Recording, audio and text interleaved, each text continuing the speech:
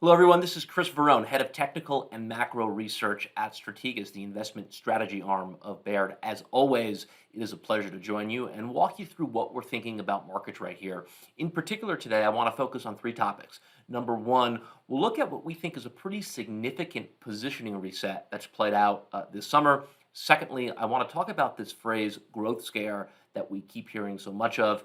And then third, we'll look at what we think are some very timely opportunities at the sector level. As always, we've brought along a number of charts to help us do just that. And where I want to begin is really just talking about what our base case here is. I know this is an index that has continued to grind higher for much of the summer, but under the surface, this is a market that's been correcting and consolidating and churning for the better part of the last 3 or 4 months. The language we've been using to describe this is frustrating, but not fatal. And I still think that's an appropriate characterization of where this market stands today. We are in one of the weaker seasonal periods here. That starts to improve by about mid-October. So I think the trick here is over the next 3, 4, 5 weeks, as we look ahead to the better seasonal, is just not getting too bearish about what the future holds. Second thing that I want to talk about today is really what we feel strongest about.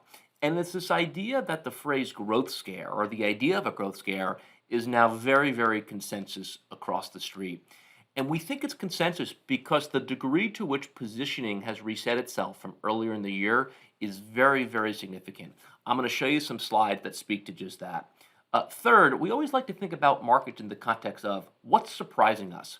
If you told me in March when bond yields were 175 that they were headed back to 120, I would not have expected financials to have kept their head above water as well as they have, but they have. And I think that's a testament to the strength of this group. We continue to like financials here, and I particularly like how they've endured lower bond yields. In terms of what worries us, it would be silly to ignore what's going on in China. There is a big crackdown there. The Evergrande situation does seem serious. We have to be on guard for contagion. Our lens into that world, whether or not a credit condition or a credit situation is going to prove pervasive around the globe, is looking at things like double B spreads in the US or sector high yield spreads. So far, those are pretty contained. We'll keep an eye on this. I think this is much watch going forward, but so far, credit domestically is still contained. What is something you may not know, but I think you should?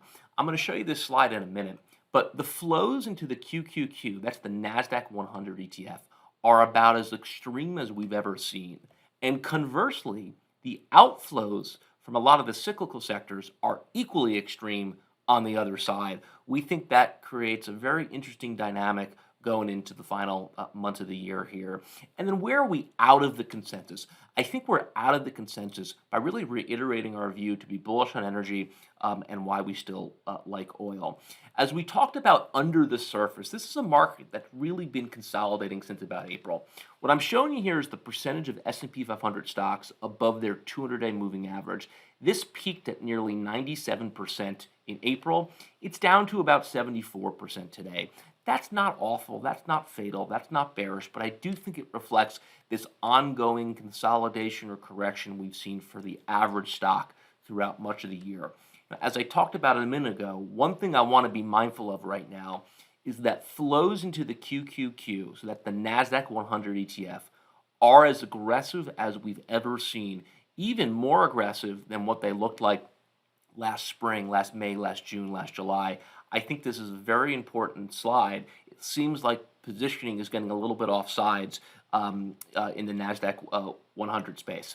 I think importantly, in trying to gauge contagion or contagion risk, as I mentioned, we look at credit, and this is double B versus triple B corporate spreads still contained. So despite everything going on in China, despite COVID worries, despite slowdown worries, I do take some comfort in the fact that U.S. domestic credit remains relatively benign here, and we see that at the sector level as well. As I talked about in terms of what has surprised us this year, since bond yields peaked on March 31st of 2021, here's what the sector dynamic has looked like. Financials have actually outperformed utilities and they've outperformed staples.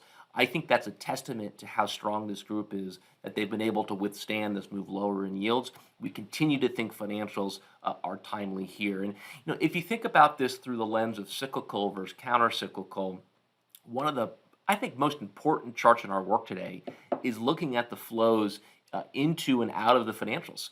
Earlier this year, you saw a surge of flows into the XLF, that's the financials ETF. That really has been liquidated over the last several months. The big outflows here, I think, are a very important contrarian signal that financials are again timely on the long side. We're seeing a very similar message when you look at cyclical flows in aggregate. What we did here, we added up flows into industrials, materials, discretionary, and energy. Again, these were very consensus ideas back in January, February, March. That is just not the case today. Our view is that this growth scare is largely priced in, and we see that here. You have seen such an exodus of money from these cyclical groups. We suspect a lot of the bad news on the economic front is probably already discounted by this market. Two last slides. We always like to look for creative ways to monitor cyclicality. And even the market's growthiest sectors can express cyclicality. And we see that within tech. This is the relationship between semis and software. Semis being the more pro-cyclical, software being the more counter-cyclical part of tech. This has really started to turn up over the last several months. I think that's an important message in favor of cyclicality into these final months of the year.